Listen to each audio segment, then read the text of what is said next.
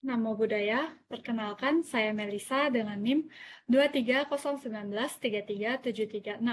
Pada kesempatan kali ini, saya akan memaparkan materi tentang kitab suci dalam agama Buddha. Agama Buddha memiliki kitab suci yang dikenal dengan nama Tipitaka dalam bahasa Pali atau Tripitaka dalam bahasa Sanskerta yang artinya 3 keranjang.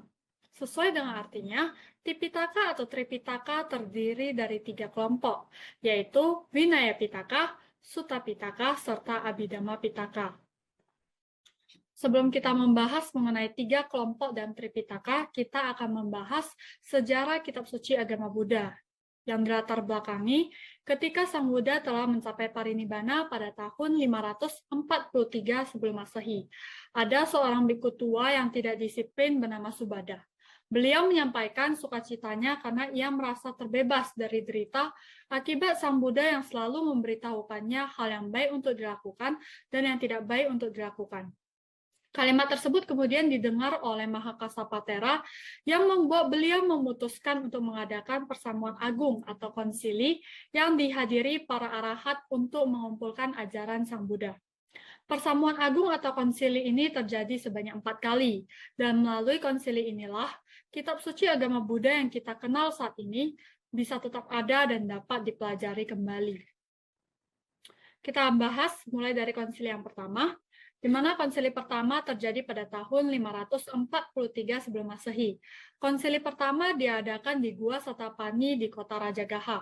Konsili ini dipelopori oleh Yang Arya Bhikkhu Mahakasapatera, di mana pada konsili ini jumlah arahat yang berkumpul mencapai 500 orang arahat.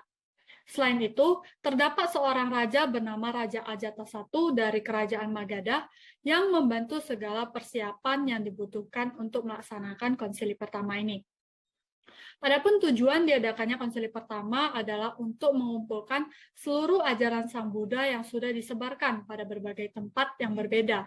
Selain itu, Yang Arya Ananda kembali mengulang khutbah Sang Buddha atau sutta, sementara Yang Arya Upali mengulang kembali peraturan-peraturan atau vinaya yang harus dijalankan. Melalui konsili pertama inilah, para arahat memutuskan untuk tidak menghapus atau menambahkan peraturan yang telah disampaikan oleh Sang Buddha. Selain itu, Bhikkhu Cana atau kusir Pangeran Siddhartha yang dikarenakan kesombongannya diberikan hukuman oleh Sang Buddha berupa Brahmadanda. Hal ini mengakibatkan Bhikkhu Cana dikucilkan oleh anggota Sangga lainnya. Konsili yang kedua terjadi pada tahun 443 sebelum Masehi atau 100 tahun pasca Sang Buddha parinibbana. Konsili kedua ini dilatar belakangi oleh sekelompok bhikkhu Wajiputaka yang berusaha menghapus beberapa tata tertib dengan melanggar 10 pelanggaran Pacittiya atau Dasawatuni, yang salah satunya adalah menerima emas. Konsili kedua ini dipelopori oleh Bhikkhu Yasatera, dipimpin oleh Revatatera, serta dibantu oleh Sabakamitera, yaitu siswa Bhikkhu Anandatera. Konsili kedua ini berlangsung selama 8 bulan dan berlokasi di Kutagara. Konsili kedua bertujuan untuk mengulang kembali Dhamma dan Vinaya secara bersama-sama. Bhikkhu Revatatera yang disokong dan dilindungi oleh Raja Kalasoka dan dibantu oleh 700 bhikkhu terpelajar menyusun Dhamma Diwalakaramatu Walikarama untuk dapat kembali mengulang Dhamma dan Vinaya. Selain itu, pelanggaran Pacittiya yang dilakukan oleh sekelompok bhikkhu Wajiputaka dibahas pada konsili kedua.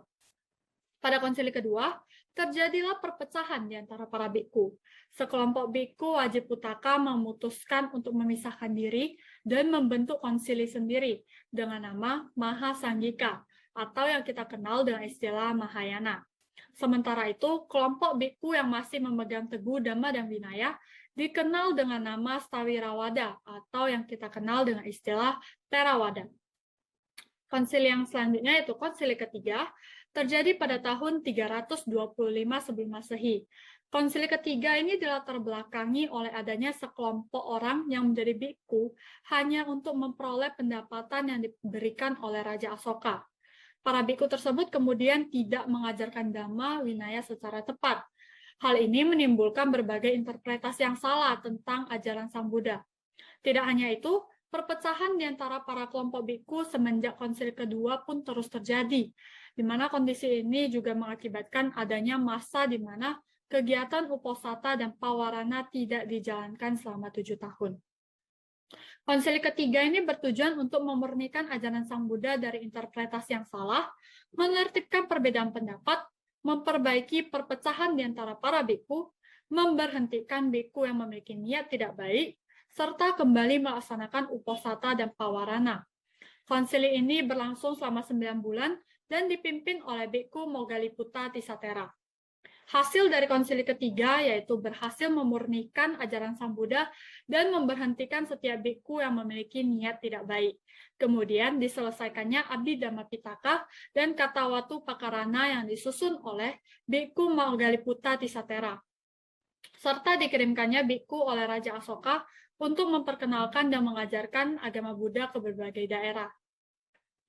Konsili yang terakhir, yaitu konsili keempat, terjadi pada tahun 101 sebelum Masehi hingga 77 sebelum Masehi, yang dilatar belakangi oleh terjadinya penyerangan Tamil terhadap Sri Lanka. Raja dengan bantuan Biku Mahatisatera dan Biku Tisatera berhasil melarikan diri dan bersembunyi. Hingga akhirnya, sang raja berhasil merebut kembali negaranya. Sebagai rasa terima kasihnya kepada para tera, Raja membangun Abhayagiri Wihara dan tetap mempertahankan Mahavihara yang telah dibangun. Namun, perpecahan terjadi di antara para biku dan menyebabkan terbentuknya dua kelompok yang berbeda, sesuai dengan wihara masing-masing, di mana Raja mendukung kelompok Abhayagiri Wihara. Diakibatkan hal tersebut, kelompok Biku Mahavihara memutuskan untuk pergi menuju Gua Alulena atau Aluwihara di Matale untuk mengadakan konsili. Tujuan diadakannya konsili keempat untuk melakukan penulisan Tipitaka yang pertama kali di atas daun lontar.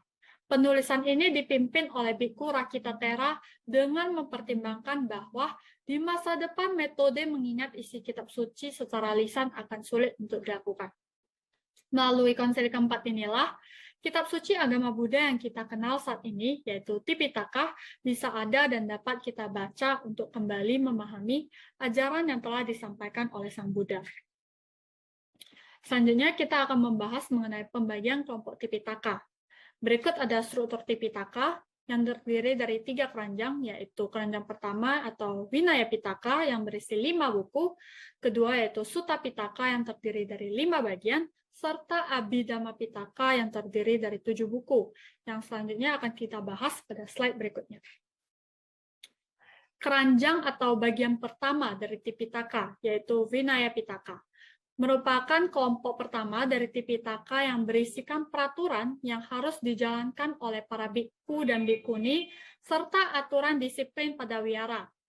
Vinaya Pitaka kemudian dikelompokkan menjadi 3 bagian, yaitu Sutta Vibhanga, yang merupakan kelompok pertama yang memiliki 2 kitab, yakni Mahavibhanga, yang berisi 227 peraturan yang harus dijalankan oleh para biku, serta 8 kelompok pelanggaran yang harus dihindari.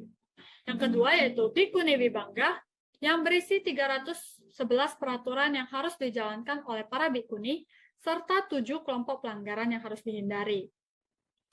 Bagian kedua yaitu Khandaka, yang merupakan kelompok kedua yang memiliki 2 kitab, yakni Mahavaga, yang berisi aturan pentahbisan biku, pertemuan uposatha, dan peraturan lain.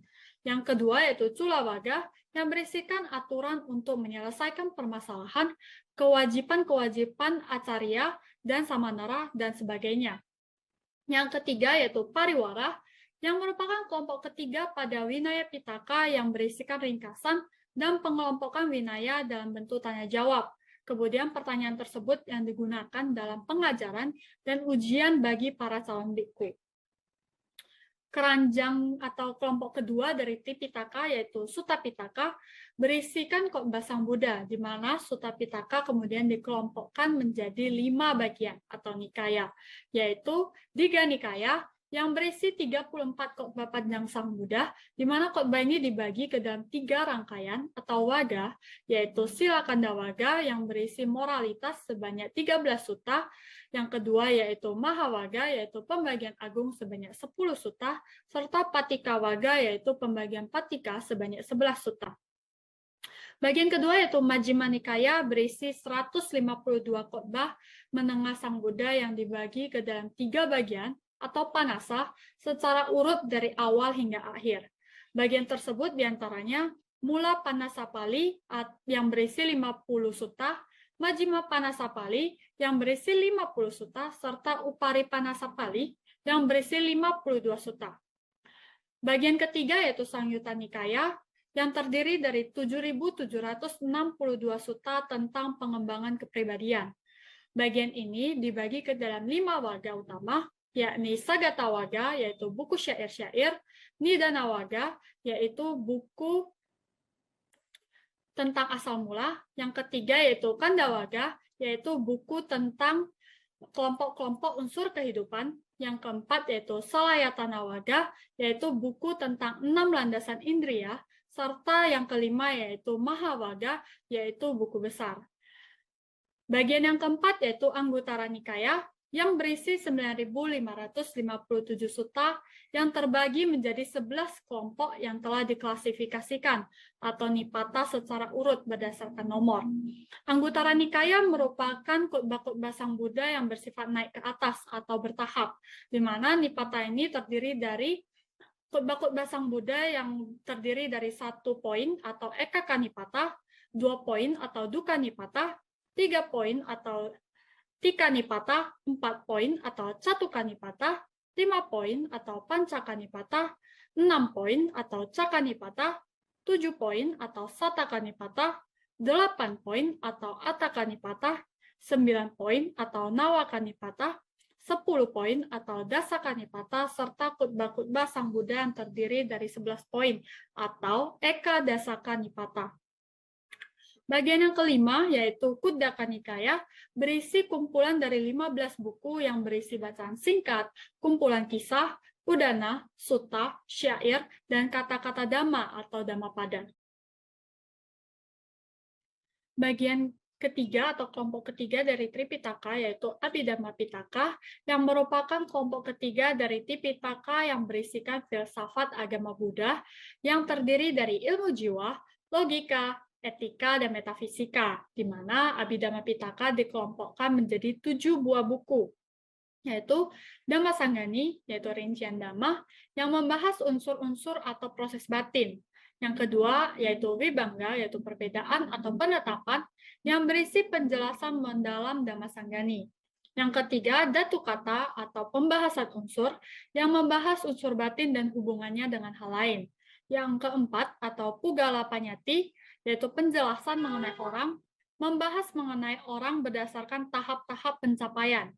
Yang kelima yaitu Katawatu atau pokok pembahasan yang membahas bukti kekeliruan berbagai sekte atau aliran. Yang keenam yaitu Yamaka atau kitab berpasangan, membahas psikologi melalui pertanyaan yang disusun secara berpasangan. Yang ketujuh yaitu Patana atau kitab hubungan, berisi analisa hubungan sebab akibat dari benda-benda yang ada di dalam 24 kelompok benda. Untuk mereview kembali materi yang telah dipaparkan, kita akan melakukan sedikit latihan soal. Dimulai dari yang pertama, yaitu apa tujuan dari dilaksanakannya konsili pertama? Jawabannya B. Mengumpulkan seluruh ajaran Sang Buddha serta mengulang khotbah atau sutta dan winaya atau peraturan-peraturan. Yang kedua, pada konsili berapakah Tipitaka pertama kali dituliskan? Jawabannya D. Pada konsili keempat di atas daun lontar. Yang ketiga, yaitu siapakah yang memimpin proses penulisan Tipitaka? Jawabannya A. Bhikkhu Rakitatera. Yang keempat, di antara ini yang bukan kelompok dari Tipitaka adalah? Jawabannya C. Dhammapitaka. Yang kelima, berapa banyak jumlah peraturan yang harus dijalankan oleh seorang bhikkhu? Jawabannya B. 227 peraturan dan 8 kelompok larangan. Untuk menutup pemaparan materi pada kali ini, saya akan membacakan sedikit konklusi terkait materi yang dipaparkan, yaitu kitab suci agama Buddha dikenal dengan nama Tipitaka atau Tripitaka, yang artinya 3 keranjang, di mana Tipitaka atau Tripitaka ini terdiri atas 3 kelompok, yaitu Vinaya Pitaka, yang berisi peraturan yang harus dijalankan oleh para bhikkhu dan bhikkhuni, serta aturan disiplin pada wihara. Yang kedua yaitu Sutta Pitaka yang berisi khotbah-khotbah Sang Buddha. Yang ketiga yaitu Abhidhamma Pitaka yang berisi filsafat agama Buddha yang terdiri dari ilmu jiwa, logika, etika, dan metafisika. Adapun referensi yang digunakan dalam menyusun materi yang dipaparkan diambil dari buku Pendidikan Agama Buddha dan Budi Pekerti SMP kelas 7 serta buku Dharma Cakra. Sekian pemaparan materi dari saya. Mohon maaf apabila ada penggunaan kata-kata yang kurang berkenan. Akhir kata, terima kasih. Namo Buddhaya.